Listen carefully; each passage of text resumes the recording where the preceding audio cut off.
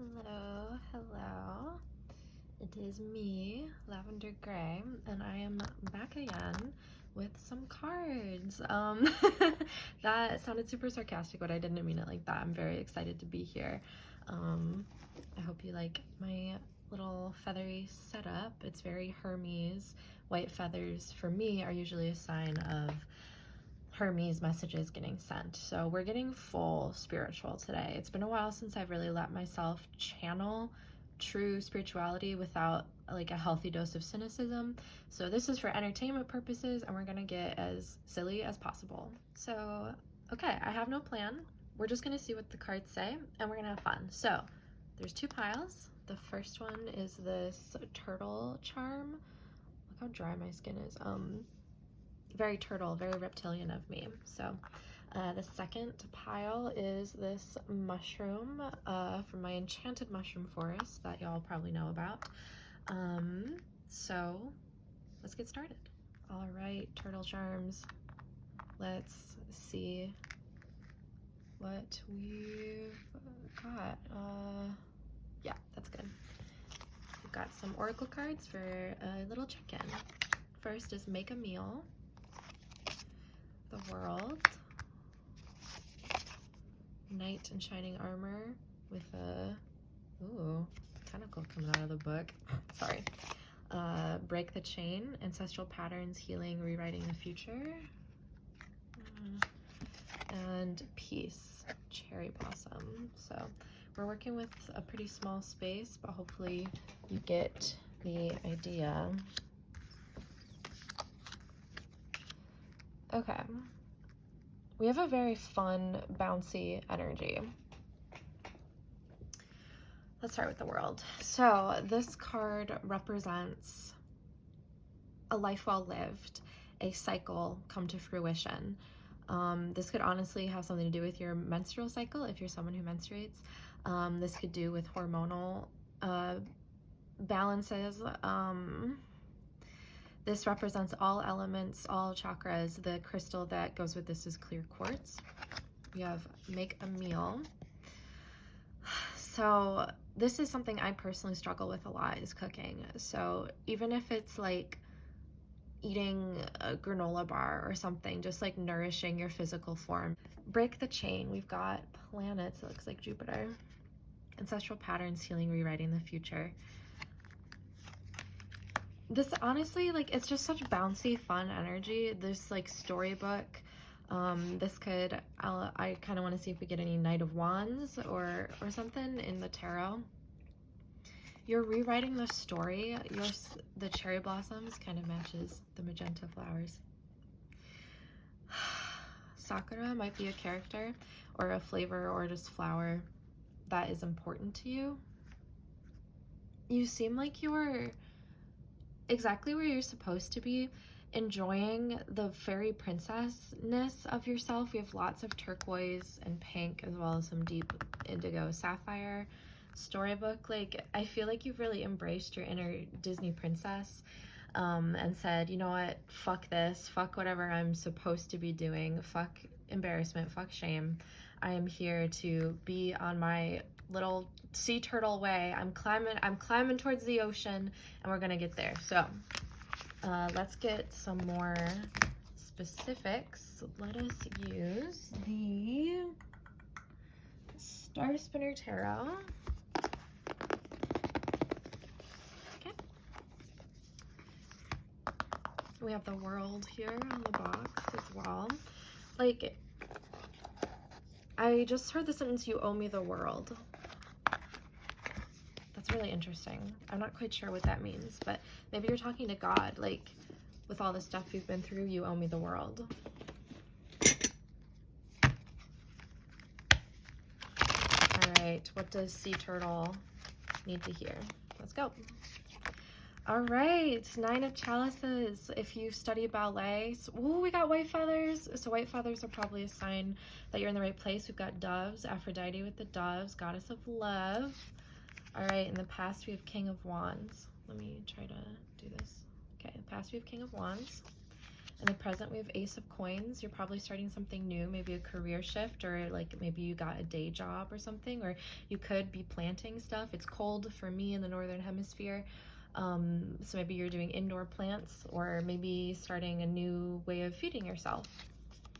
We have the Wheel of Fate, number 10, number 1, and then a King of Wands.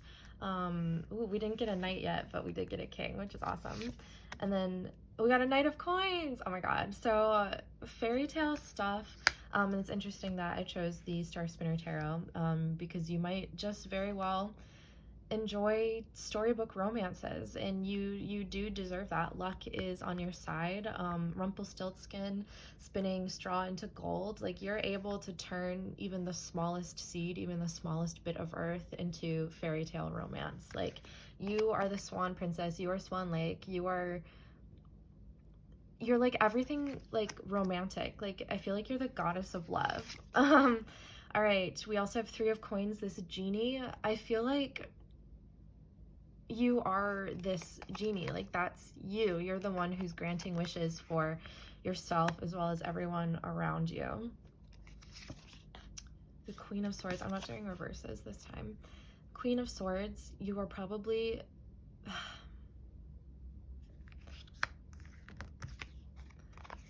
I think there might be a bit of a hint of self-doubt. Like you might think you're this mortal man connecting with the genie, and you might be because you're human. Obviously, we're all mortal. But you can also look at it as if you do have this golden lamp, you do have 3 wishes, and this genie is here to grant you whatever. So you might actually be very in tune with your spirit guides right now, perhaps a familiar. And then 3 of Chalices. So if you are polyamorous, this is a pretty like nice card to be receiving, because obviously you can see it's a very like balanced, beautiful, healthy, probably sexual connection. This is kind of a fast reading. Do we have any questions? We have the moon on the back of the deck. This is, so she has a crescent moon. I have a crescent moon behind my ear. And she's also got the cute little like rabbit ears. So the story that I know with the moon represented this way, oh god, she's just so beautiful. I put it on my forehead because I like it. She's also got some roses. So roses, as well as pink or red flowers in general, might be special to you, like those cherry blossoms. But the moon, this moon spirit, is said to have been a very loving and trustful wife to someone. I don't know all the specifics, but basically there's a beautiful immortal woman making mochi on the moon with a white rabbit, and I like the white and black rabbit together because it symbolizes balance and yin yang. You are probably the gray rabbit in between, which is the moon spirit, which is like she controls the tides, right? So you might actually be very skilled in navigating emotional waters. Oh, fuck yeah, the lovers! Woo! Yeah! Okay. Awesome. So a new romance is starting for you. This could be from a romance, like if you have a partner or a significant other, it could also be 2 selves of your own. This is Gemini, air sign. We've got apples, Garden of Eden. One of my friends implanted the mythology that I really like, in that the snake was Lilith showing Eve how to masturbate, and then Eve goes to whatever lover that she decides could just stay with herself. And it doesn't have to be sexual love. It can be romantic, platonic. But with the lovers, obviously it's like sexual and romantic. And with the 3 of Chalices, and the 1 of Pentacles, like I'm just so excited for you to discover this beautiful romance dawn. You're like the goddess of romance dawn. And then I'll end the tarot there. Okay. Let me put it back in the box. Okay.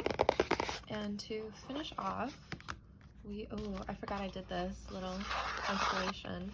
Let me know what shapes you see from these little rhinestones in the comments, please. That would be fun.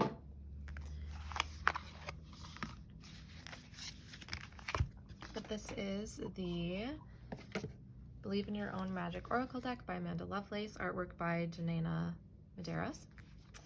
And I love this deck. I've had it for quite a few years, and it's just so beautiful. All right, let's see.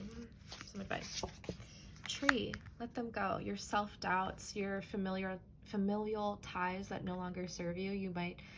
It's like black soot, like coal or a crow, like symboling your past. Villain, you can always rewrite the story. Okay, we have 38 and 18, 2 8s, turn on the side, infinity sign. It's just so lighthearted, bubbly energy. And 17, flower, be honest with yourself. Be honest with yourself. Do you want a princess storybook fairy tale? You have one. You're the princess. Let's put this one back. And let's get one that represents, oops, sorry for shaking the camera. I'm gonna get rid of them. So that's what we've got, the struggles with the past. Let us see what we have now. Red, forgive. All right, so it is more of a struggle that is not quite lighthearted, and sometimes there is blood. We were mentioning menstruation. Sometimes there is violence and things that should not and cannot be forgiven.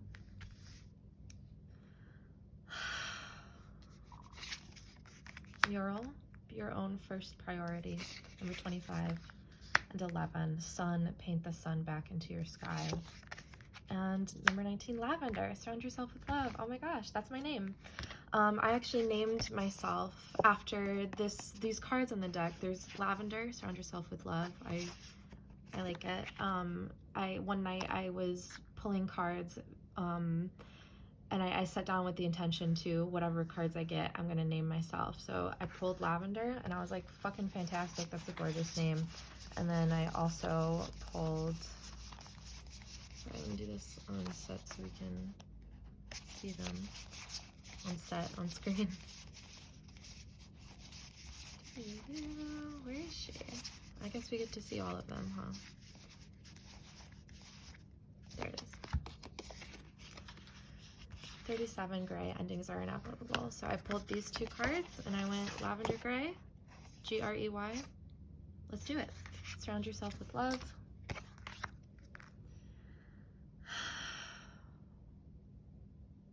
I don't want to leave you on such a somber note, but with all this bubbly energy, there is this self-love that is conquering self-doubt and doubt in your support system. These look like tomatoes to me.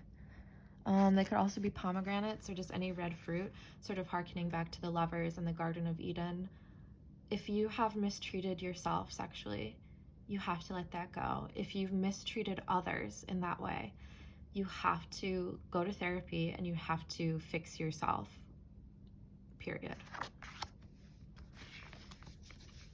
I want to read, because I think she's gonna say it better than I can. Number 10, forgive.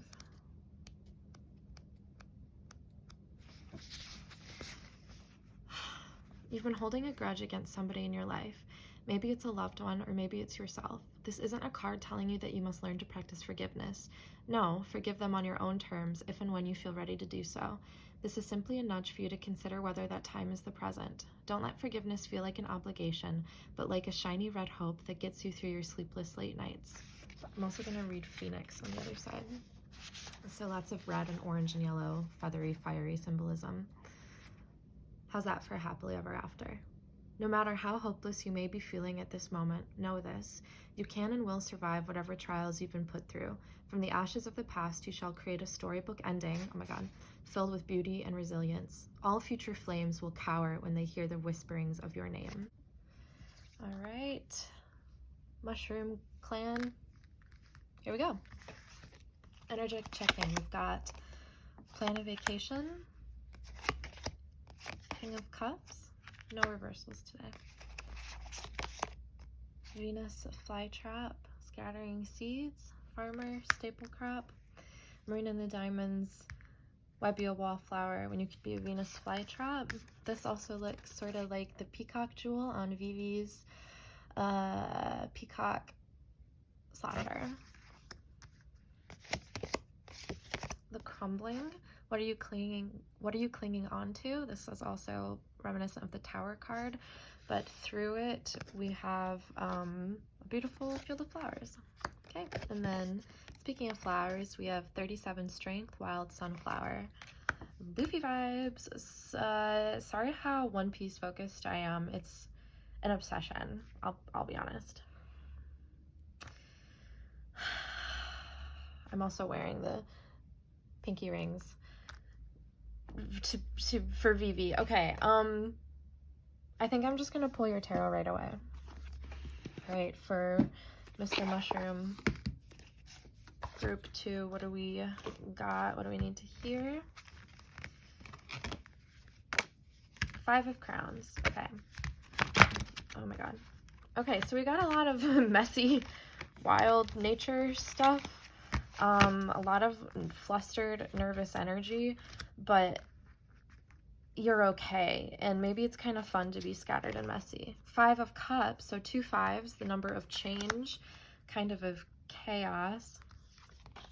And the Knight of Platters. Ooh, group number 1 with the sea turtle had the Knight of Pentacles as well. So I have to look up what these mean. Right, the Mana Arcana.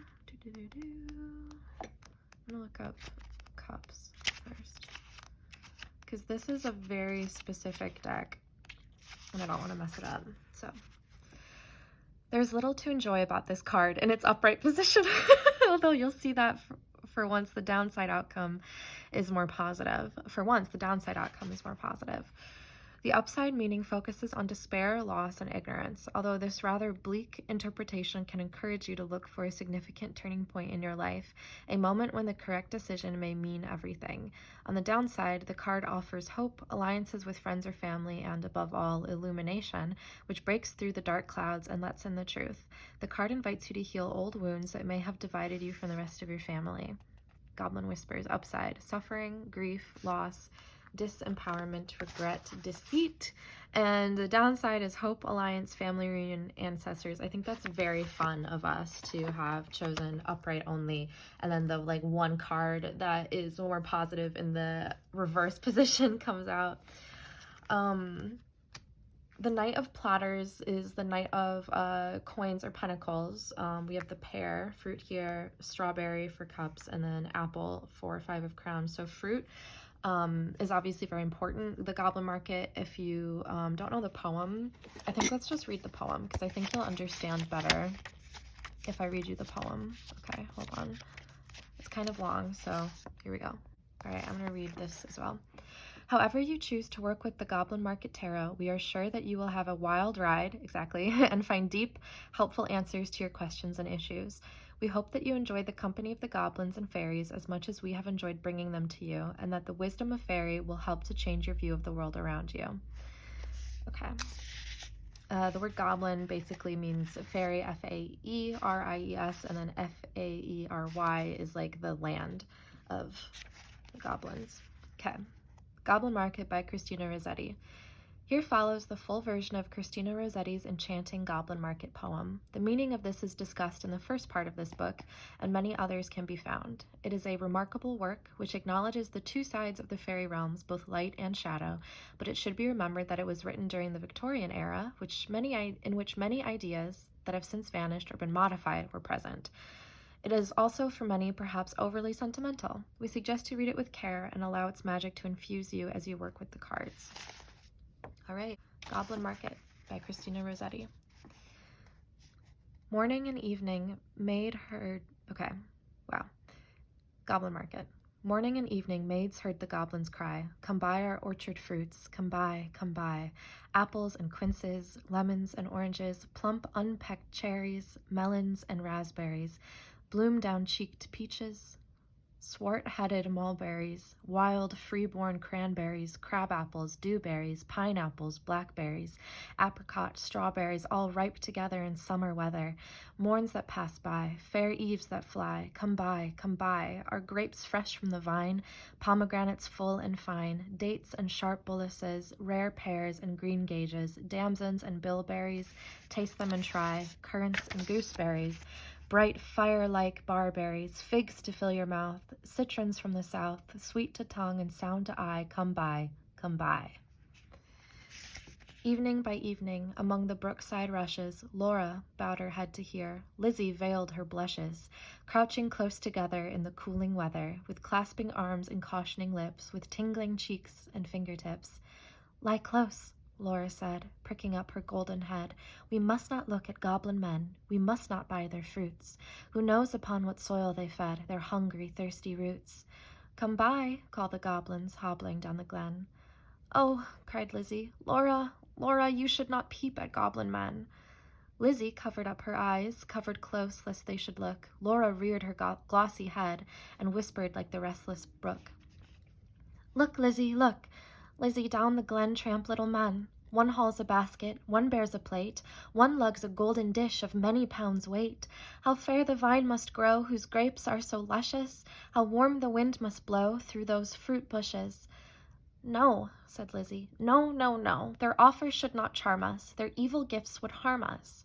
She thrust a dimpled finger in each ear, shut eyes and ran. Curious Laura chose to linger, wondering at each merchant man. One had a cat's face, one whisked a tail, one tramped at a rat's pace, one crawled like a snail, one like a wombat prowled obtuse and furry, one like a rattle tumbled hurry-scurry. She heard a voice like voice of doves cooing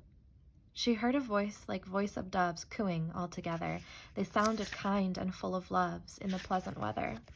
Laura stretched her gleaming neck like a rush-embedded swan, like a lily from the beck, like a moonlit poplar branch, like a vessel at the launch when its last restraint is gone. Backwards up the mossy glen turned and trooped the goblin men, with their shrill repeated cry, come by, come by. When they reached where Laura was, they stood stock still upon the moss, leering at each other, brother with queer brother, signaling each other, brother with sly brother. One set his basket down, one reared his plate, one began to weave a crown of tendrils, leaves, and rough nuts brown. Men sell not such in any town. One heaved the golden weight of dish and fruit to offer her. Come by, was still their cry. Laura stared but did not stir, longed but had no money. The whisk-tailed merchant bade her taste in tones as smooth as honey. The cat-faced purred, the rat-faced spoke a word of welcome, and the snail-paced even was heard. One parrot-voiced and jolly cried, pretty goblin, still for pretty Polly. One whistled like a bird. But sweet-toothed Laura spoke in haste, good folk, I have no coin, to take where to purloin, I have no copper in my purse, I have no silver either, and all my gold is on the furze that shakes in windy weather above the rusty heather. You have much gold upon your head, they answered all together. Buy from us with a golden curl. She clipped a precious golden lock. She dropped a tear more rare than pearl, then sucked their fruit globes fair or red, sweeter than honey from the rock. Stronger than man-rejoicing wine, clearer than water flowed that juice. She never tasted such before. How should it cloy with length of use? She sucked and sucked and sucked the more, fruits which that unknown orchard bore. She sucked until her lips were sore, then flung the emptied rinds away, but gathered up one kernel stone, and knew not was it night or day as she turned home alone. Lizzie met her at the gate, full of wise upbraidings. Dear, you should not stay so late. Twilight is not good for maidens. Should not loiter in the glen, in the haunts of goblin men. Do you not remember Jeanie, how she met them in the moonlight, took their gifts both choice and many, ate their fruits and wore their flowers, plucked from bowers where summer ripens at all hours? But ever in the noonlight she pined and pined away, sought them by night and day, found them no more, but dwindled and grew gray, then fell with the first snow, while to this day no grass will grow where she lies low. I planted daisies there a year ago that never blow. You should not loiter so. Nay, hush, said Laura. Nay, hush, my sister. I ate and ate my fill, yet my mouth waters still. Tomorrow night I will buy more, and kissed her. Have done with sorrow. I'll bring you plums tomorrow, fresh on their mother twigs, cherries worth getting. You cannot think what figs my teeth have met in, what melons icy cold, piled on a dish of gold, too huge for me to hold, what peaches with a velvet nap, pellucid grapes without one seed. Odorous indeed must be the mead whereon they grow, and pure the wave they drink with the lilies at the brink, and sugar-sweet their sap. Goblin head by golden head, like two pigeons in one nest. Golden head by golden head, like two pigeons in one nest, folded in each other's wings, they lay down in their curtained bed. Like two blossoms on one stem, like two flakes of new-fallen snow, like two wands of ivory tipped with gold for awful kings, moon and stars gazed in at them. Wind sang to them lullaby, lumbering owls forbore to fly, not a bat flapped to and fro, round their rest, cheek to cheek and breast to breast, locked together in one nest. Early in the morning, when the first cock crowed his warning, neat like bees, as sweet and busy, Laura rose with Lizzie, fetched in honey, milked the cows, aired and set to rights the house, kneaded cakes of whitest wheat, cakes for dainty mouths to eat, next churned butter, whipped up cream, fed their poultry, sat and sewed, talked as modest maidens should, Lizzie with an open heart, Laura in an absent dream, one content, one sick in part, one warbling for the mere bright day's delight, one longing for the night. At length slow evening came, they went with pitchers to the reedy brook, Lizzie most placid in her look, Laura most like a leaping flame. They drew the gurgling water from its deep. Lizzie plucked purple and rich golden flags, then turning homeward said, The sunset flushes those furthest loftiest crags. Come, Laura, not another maiden lags. No wilful squirrel wags, the beasts and birds are fast asleep. But Laura loitered still among the rushes, and said the bank was steep. And said the hour was early still, the dew not fallen, the wind not chill, listening ever but not catching the customary cry, Come by, with its iterated jingle of sugar-baited words, not for all her watching once discerning even one goblin, racing, whisking, tumbling, hobbling, let alone the herds that used to tramp along the glen, in groups or single of brisk fruit merchant men. Till Lizzie urged, Oh, Laura, come, I hear the fruit call, but I dare not look. You should not loiter longer at this brook. Come with me home. The stars rise, the moon bends her arc, each glowworm winks her spark. Let us get home before the night grows dark, for clouds may gather, though this is summer weather. Put out the lights and drench us through. Then if we lost our way, what should we do? Laura turned cold as stone to find her sister heard that cry alone, that goblin cry, Come buy our fruits, come buy. Must she then buy no more such dainty fruit? Must she no more such succulous pasture find, gone deaf and blind? Her tree of life drooped from the root. She said not one word in her heart's sore ache, but peering through the dimness, not discerning, trudged home, her pitcher dripping all the way. So crept to bed and lay, silent till Lizzie slept, then sat up in a passionate yearning, and gnashed her teeth for balked desire, and wept as if her heart would break. Day after day, night after night, Laura kept watch in vain, in sullen silence of exceeding pain.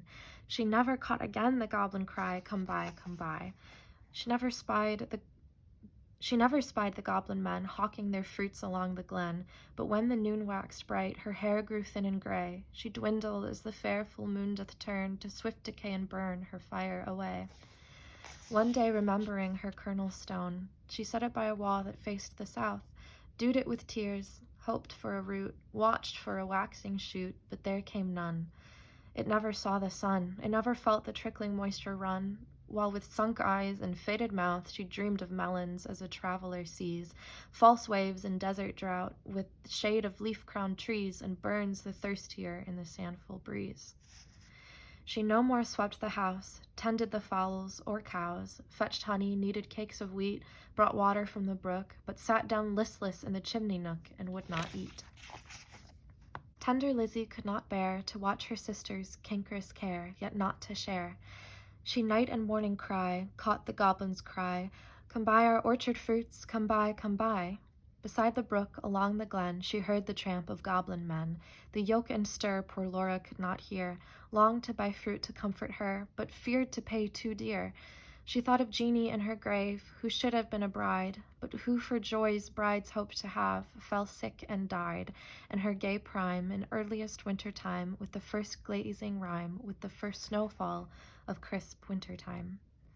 Till Laura dwindling seemed knocking at death's door, then Lizzie weighed no more, better and worse, but put a silver penny in her purse, kissed Laura, crossed the heath with clumps of firs, at twilight halted by the brook, and for the first time in her life began to listen and look, laughed every goblin when they spied her peeping, came towards her hobbling, flying, running, leaping, puffing and blowing, chuckling, clapping, crowing, clucking and gobbling, mopping and mowing, full of airs and graces, pulling wry faces, demure grimaces, cat-like and rat-like, rattle and wombat-like, snail-paced in a hurry, parrot-voiced and whistler, helter-skelter, hurry-scurry, chattering like magpies, fluttering like pigeons, gliding like fishes, hugged her and kissed her, squeezed and caressed her, stretched up their dishes, panniers and plates.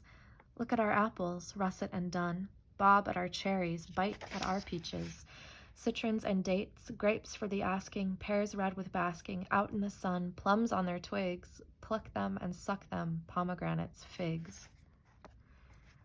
Good folk, said Lizzie, mindful of Jeanie, give me much and many, held out her apron, tossed them her penny.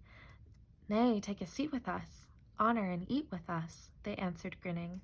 Our feast is but beginning, night yet is early, warm and dew-pearly, wakeful and starry. Such fruits as these no man can carry, half their bloom would fly, half their dew would dry, half their flavor would pass by. Sit down and feast with us, be welcome guest with us, cheer you and rest with us.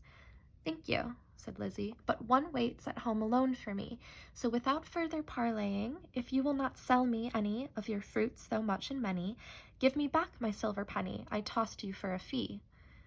They began to scratch their pates, no longer wagging, purring, but visibly demurring, grunting and snarling. One called her proud, cross-gained, uncivil. Their tones waxed loud, their looks were evil. Lashing their tails, they trod and hustled her, elbowed and jostled her, clawed with their nails, barking, mewing, hissing, mocking, tore her gown and soiled her stocking, twitched her hair out by the roots, stamped upon her tender feet, held her hands and squeezed their fruits against her mouth to make her eat. White and golden Lizzie stood, like a lily in a flood, like a rock of blue-veined stone, lashed by tides obstreperously, like a beacon left alone in a hoary roaring sea, sending up of golden fire like a fruit-crowned orange tree, white with blossoms honey-sweet, sore beset by wasp and bee, like a royal virgin town, topped with gilded dome and spire, close beleaguered by a fleet, mad to tug her standard down. One may lead a horse to water, 20 cannot make him drink. Though the goblins cuffed and caught her, coaxed and fought her, bullied and besought her, scratched her, pinched her, black as ink, kicked and knocked her, mauled and mocked her, Lizzie uttered not a word, would not open lip from lip lest they should cram a mouthful in, but laughed in heart to feel the drip of juice that syruped all her face, and lodged in dimples of her chin, and streaked her neck which quaked like curd. At last the evil people, worn out by her resistance, flung back her penny, kicked their fruit, along whichever road they took, not leaving root or stone or shoot. Some writhed into the ground, some dived into the brook, with ring and ripple, some scudded on the gale without a sound, some vanished in the distance. In a smart, ache, tingle, Lizzie went her way. Knew not was it night or day, sprang up the bank, tore through the firs, threaded copse and dingle, and heard her penny jingle bouncing in her purse. Its bounce was music to her ear. She ran and ran as if she feared some goblin man dogged her with jibe or curse or something worse. But not one goblin scurried after, nor was she pricked by fear. The kind heart made her windy pace that urged her home quite out of breath with haste and inward laughter. She cried, "Laura!" up the garden. "Did you miss me? Come and kiss me. Never mind my bruises. Hug me, kiss me, suck my juices, squeezed from goblin fruits for you, goblin pulp and goblin dew. Eat me, drink me, love me. Laura, make much of me. For your sake I have braved the glen and had to do with goblin merchantmen." Laura started from her chair, flung her arms up in the air, clutched her hair. "Lizzie, Lizzie, have you tasted for my sake the fruit forbidden? Must your light like mine be hidden, your young life like mine be wasted, undone in mine undoing, and ruined in my ruin, thirsty, cankered, goblin-ridden? She clung about her sister, kissed and kissed and kissed her. Tears once again refreshed her shrunken eyes, dropping like rain after long, sultry drought. Shaking with anguish, fear, and pain, she kissed and kissed her with a hungry mouth. Her lips began to scorch. That juice was wormwood to her tongue. She loathed the feast. Writhing as one possessed, she leaped and sung, rent all her robe and wrung her hands in lamentable haste, and beat her breast. Her locks streamed like the torch borne by a racer at full speed, or like the mane of horses in their flight, or like an eagle when she stems the light straight toward the sun, or like a caged thing freed, or like a flying flag when armies run. Swift fire spread through her veins, knocked at her heart, met the fire smoldering there and overbore its lesser flame. She gorged on bitterness without a name. Ah, fool, to choose such part of soul-consuming care! Sense failed in the mortal strife, like the watchtower of a town which an earthquake shatters down. Like a lightning-stricken mast, like a wind-uprooted tree, spun about, like a foam-topped waterspout, cast down headlong in the sea, she fell at last. Pleasure past, and anguish past. Is it death or is it life? Life out of death. That night long, Lizzie watched by her, counted her pulse's flagging stir, felt for her breath, held water to her lips, and cooled her face with tears and fanning leaves. But when the first birds chirped about their eaves, and early reapers plodded to the place of golden sheaves and dew-wet grass, bowed in the morning wind so brisk to pass, and new buds with new day opened of cup-like lilies on the stream, Laura awoke as from a dream, laughed in the innocent old way, hugged Lizzie but not twice or thrice. Her gleaming locks showed not one thread of gray. Her breath was sweet as May, and light danced in her eyes. Days, weeks, months, years afterwards, when both were wives, with children of their own, their mother hearts beset with fears, their lives bound up in tender lives, Laura would call the little ones and tell them of her early prime, those pleasant days long gone of not returning time, would talk about the haunted glen, the wicked, quaint fruit merchantmen, their fruits like honey to the throat, but poison in the blood. Men sell not such in any town. Would tell them how her sister stood in deadly peril to do her good and win the fiery antidote. Then joining hands to little hands would bid them cling together, for there is no friend like a sister in calm or stormy weather, to cheer one on the tedious way, to fetch one if one goes astray, to lift one if one totters down, to strengthen whilst one stands. The end.